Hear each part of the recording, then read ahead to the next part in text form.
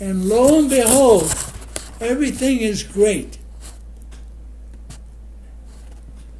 And in August, I said to Ruthie after we took inventory, another 5 years like this, we'll never have to worry about anything. A couple of weeks go by, had a fire.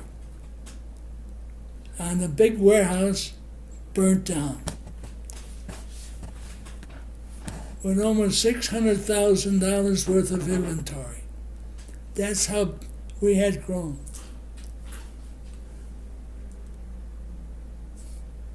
But you had insurance with the warehouse. We had insurance. And they paid you all? So we moved to Howard and Lakeshore Drive. There's a big chain of warehouses, and we rented a warehouse there. We still kept on doing business.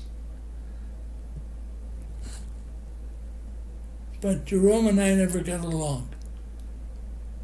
Never got along. Anyway, what the hell happened? I left, and I became a salesman for various companies. A commissioned man, never for a salesman. I represented you, I represented this company. I had about 5, 6 different companies I represented. I was independent. If I made $50 a month, you paid me $50. If I made $5,000 a month, you paid me $5,000.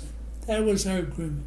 And you were working here. Were you already buying stock, or were you already in the stock business, or not in the stock market? I was not yet. Not yet. Not yet. I didn't accumulate any money. So anyway, I represented these companies, and I did a shit house full of business, and I made money. 1 year, I was the top salesman for the whole month. And my commissions for that month was $30,000, and they gave me a bonus of $5,000. So that's when I started investing money. Wherever I went, I did big business. One time I was in Wisconsin all day, didn't write an order. 4 o'clock comes, I'm 300 miles away from Chicago and didn't make a nickel. I hear of this place, Don Smith, and it's a farm, a discount store and a farm lot. And you go to this road, and you go that road and that road. I drive into the place. I says, Mr. Smith, I represent this and this company, and I would like to show you what I got. He said, I don't need anything. I says, Mr. Smith, I'm 300 miles away from Chicago. Let me show you what I got to buy, what I got to offer with you. You don't have to buy, but let me show you, so when I come back again, you'll know who I am. He says, drive up to that warehouse and put all the merchandise there. Let me take a look. He said, I don't think I'm going to buy it. I said, okay, well, let me show you. I put everything on the counters over there, the tables. He walks in. What was your merchandise? What did you put on the table? It was, how should I put it? It was stuff that hangs on the wall, like not toothpaste, but hanging stuff that you can buy. Plus mugs, plus wooden items, plus this. I see. He comes in, he says, I know what I'm going to buy. He looks over, he says, give me 600 dozen of this. Give me 100 dozen of this. Give me 300 dozen. Holy shit. I wrote an order. I made $2,500 commission on the guy. I call in the order. I don't mail it, I call it in. So they ship it right away. So what happened after that?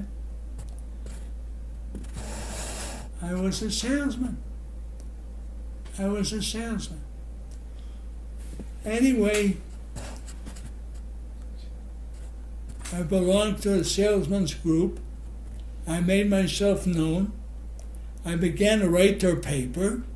We used to meet at the merchandise mart for once a month, and we used to have lunch and everything.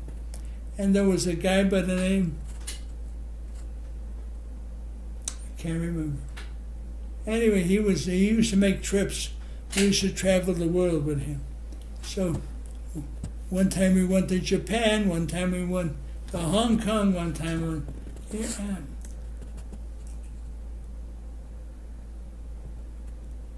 And I was like that with this company for years and years, with this big company, and there are other companies. For quite a few years, I made a lot of money with them. But I could never stay in business with Jerome. He was a horse's ass. What he did was, when we broke up, I used to sell the Yasco drugstores, the Yasco stores. He used to service all their stores. And he did quite a bit. But he took the money that he used to make, and he used to get, when the kids got, he had 5 kids. When he got to be 16, he got a car. When 16, he got a car. 16, he got a car. Never invested his money. Didn't have a pot to piss in. He sold his business,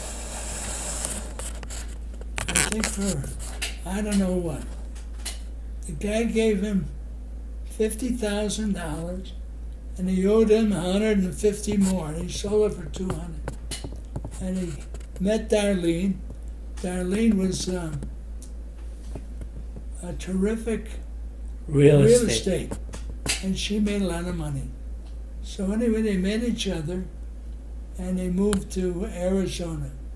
But the guy owed him $150 grand. He never came back for it. Never came back.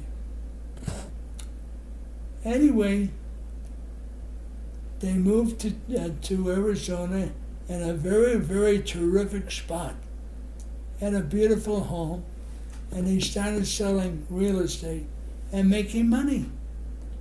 Then they decided to move out to senior citizen. But she had a business in Tucson. She had to drive 60 miles to go back and forth.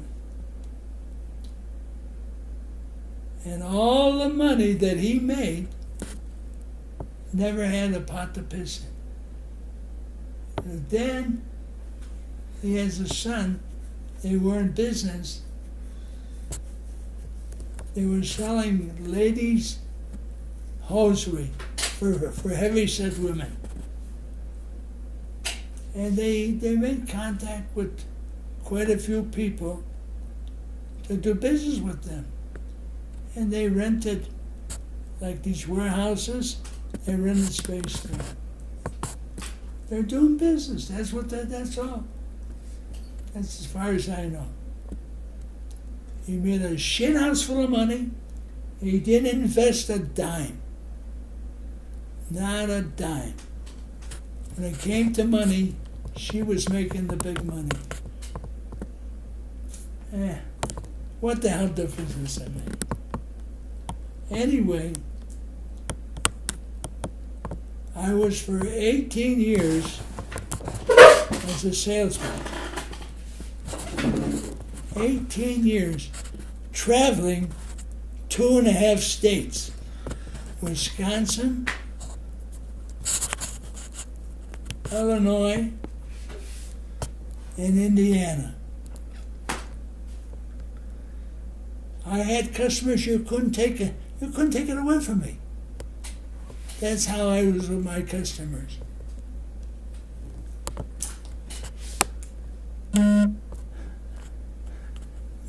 I used to, one of my accounts was Ace Hardware.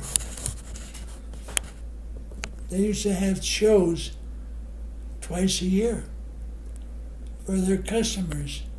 They have a show in New Orleans, they'd have a show in Tennessee, they have a show here.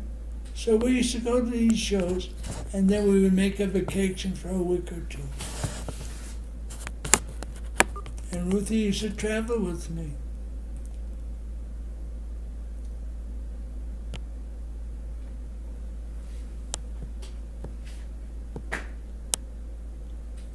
I did good because I was good. I was a top 9 salesman. I was very, very good. You know who's very, very good? Who? Who? Who?